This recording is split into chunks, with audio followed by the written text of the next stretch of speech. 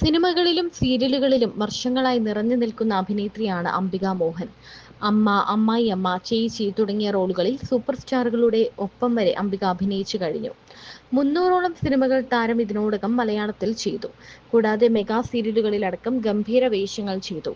Cinema പ്രേമികൾക്ക് Ambika മീശമാധവനിലെ പിള്ളേച്ചന്റെ ഭാര്യയും serial പ്രേമികൾക്ക് പാരിജാതത്തിലെ അമ്മായിയുമാണ്. ഈ കഥാപാത്രങ്ങളുടെ പേരിലാണ് ആളുകൾ അംബികയോട് സ്നേഹം പ്രകടിപ്പിക്കാൻ എത്തുന്നത്.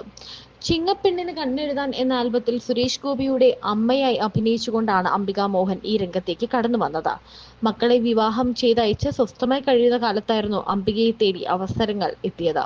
KCB എഞ്ചിനീയറായി റിട്ടയർ ചെയ്ത ചന്ദ്രമോഹനാണ് അംബികയുടെ ഭർത്താവ്. 2 പെൺമക്കൾ ദിവ്യയും റോമിയും. രണ്ടുപേരും ടീച്ചർമാരാണ്. ഇപ്പോൾ അംബികയ്ക്ക് കൂട്ട് അമ്മയാണ്. ചാലക്കുടിയാണ് സ്വന്തം സ്വദേശമെങ്കിലും അമ്മയ്ക്ക് വാർദ്ധക്യ സഹജമായ അസുഖങ്ങൾ പിടിപെട്ടതോടെ ചികിത്സയ്ക്കും ഷൂട്ടിംഗ് ആവശ്യങ്ങൾക്കും എല്ലാമായി എറണാകുളത്താണ് ഇപ്പോൾ അംബികയുടെ താമസം. പോക്കിരി രാജ സിനിമ ചെയ്യുന്ന സമയത്ത് ഒരു അനുഭവമാണ് അംബിക പങ്കുവച്ചത്. പോക്കിരി രാജ ചെയ്യുന്ന സമയത്ത് ഇടവേള ബാബു വിളിച്ചു പറഞ്ഞു, കാസനോവയിലേക്ക് പാസ്പോർട്ട് കോപ്പി അയക്കാൻ. ഞാൻ ചോദിച്ചു, പാസ്പോർട്ടിന്റെ കോപ്പിയോ? എനിക്ക് പാസ്പോർട്ടുമില്ല, ഒന്നുമില്ല. ഞാൻ പറഞ്ഞു, ബാബു എനിക്ക് പാസ്പോർട്ട് ഇല്ല എന്ന്. ദുബായ് വെച്ചാണ് ഷൂട്ട് എന്ന് ബാബു പറഞ്ഞു. ചേച്ചി പെട്ടെന്ന് പോയിട്ട് പാസ്പോർട്ട് റെഡിയാക്കാൻ നോക്കുക എന്നൊക്കെ പറഞ്ഞു. ഞാൻ അവരോട് ചോദിച്ചു, എനിക്ക് ഇങ്ങനെ പാസ്പോർട്ടിന്റെ ആവശ്യത്തിന് വേണ്ടി പോയിട്ട് വരട്ടെ, ഡ്രസ്സൊക്കെ മാറി പോയിട്ട് വരാനുള്ള സമയമൊന്നുമില്ല. മമ്മൂക്ക, പൃഥ്വി എല്ലാവരുമുള്ള വലിയൊരു പടം അല്ലേ നടന്നുകൊണ്ടിരിക്കുന്നത്, പോകാൻ പറ്റില്ല എന്നൊക്കെ പറഞ്ഞു. അങ്ങനെ ഞാൻ ആ വേഷത്തിൽ തന്നെ നേരെ പാസ്പോർട്ട് ഓഫീസിൽ പോയി. അപ്പോൾ പാരിജാതം എന്ന സീരിയൽ ഹിറ്റായിട്ട് നിൽക്കുന്ന സമയമാണ്. ഞാൻ പാരിജാതത്തിലെ അമ്മായിയാണ്, എല്ലാവരും പാരിജാതത്തിലെ അമ്മായി വരുന്നു എന്നൊക്കെ പറഞ്ഞു. ഞാൻ അപ്പോൾ അതിന്മേൽ കയറി പിടിച്ചു. ഭയങ്കര ക്യൂ ആണ് അവിടെ. എന്നെ ഒന്ന് അതിന് മുന്നിൽ എത്തിക്കാമോ എന്ന് ഞാൻ അവരോട് ചോദിച്ചു. അവർ നേരെ എത്തിച്ചു. അവിടെ ചെന്നപ്പോൾ എൻ്റെ കയ്യിൽ ഒരു രേഖയുമില്ല. എങ്കിൽ വേണ്ട സാർ, ഞാൻ അഡ്വാൻസ് തിരിച്ചു കൊടുത്തേക്കാം എന്ന് അവിടുത്തെ സാറിനോട് പറഞ്ഞു.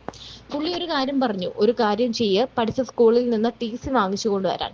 ഞാൻ സ്കൂളിൽ ചെന്നപ്പോൾ അവർക്ക് ആർക്കും എന്നെ അറിയില്ല. പാരിജാതത്തിലെ അമ്മായി വന്നിരിക്കുന്നു എന്നാണ് അവരും പറയുന്നത്.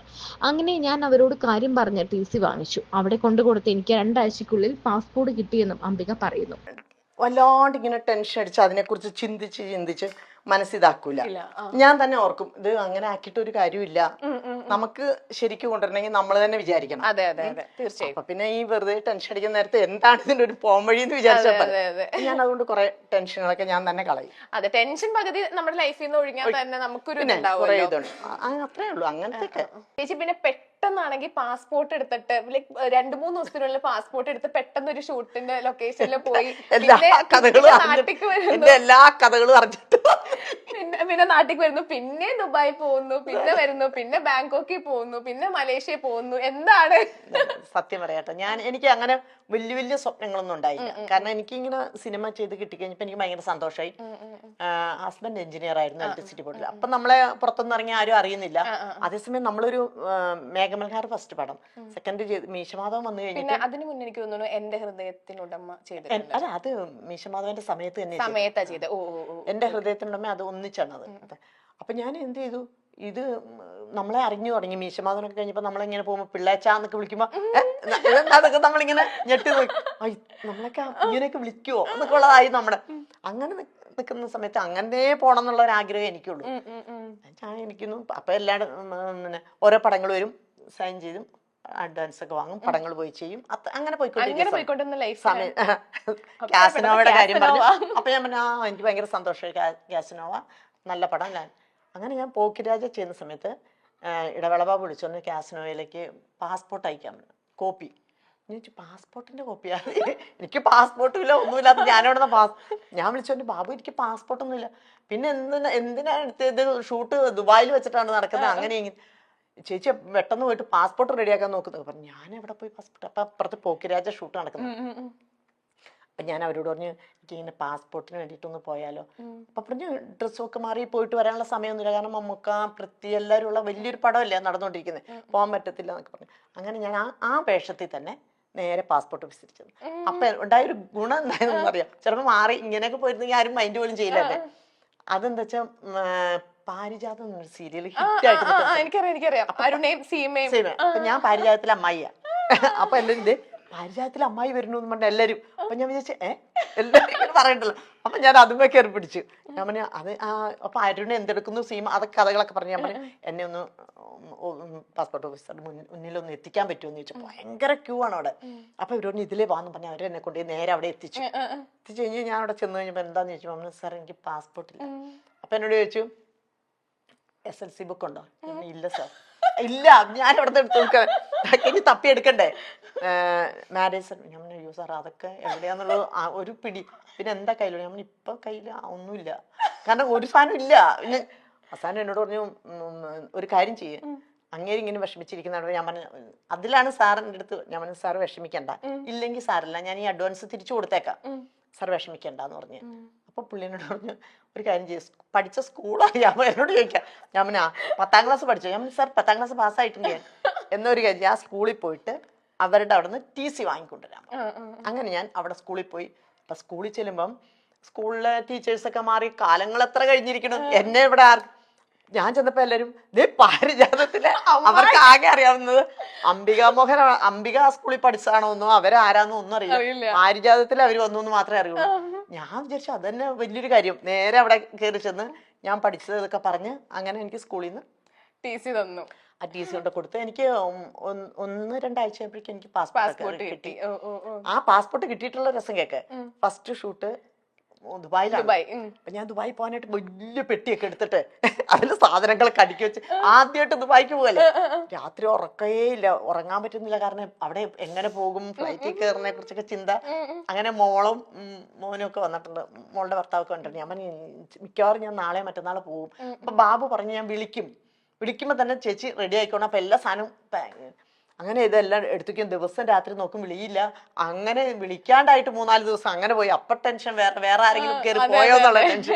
ഇതെല്ലാം അങ്ങനെ വിളിച്ചു കഴിഞ്ഞ് ശങ്കറും ഞാനും കൂടെ ഒന്നിച്ചാ പോകേണ്ടത്. സന്തോഷമായിട്ട് രാത്രി വിളിച്ചു പറഞ്ഞു ചേച്ചി നാളെ കയറണ്ട, മറ്റന്നാ കയറിയാൽ മതി എന്ന് പറഞ്ഞു. അന്ന് ശങ്കറൊക്കെ കയറിപ്പോയി. പിറ്റേ ദിവസം ഞാൻ ഒറ്റയ്ക്ക് ഈ പെട്ടിയും പിടിച്ചിട്ട് ഞാൻ എയർപോർട്ടിൽ വന്നിട്ട് എനിക്ക് ഇത് എന്ത് ചെയ്യണമെന്ന് അറിയുന്നില്ലല്ലോ.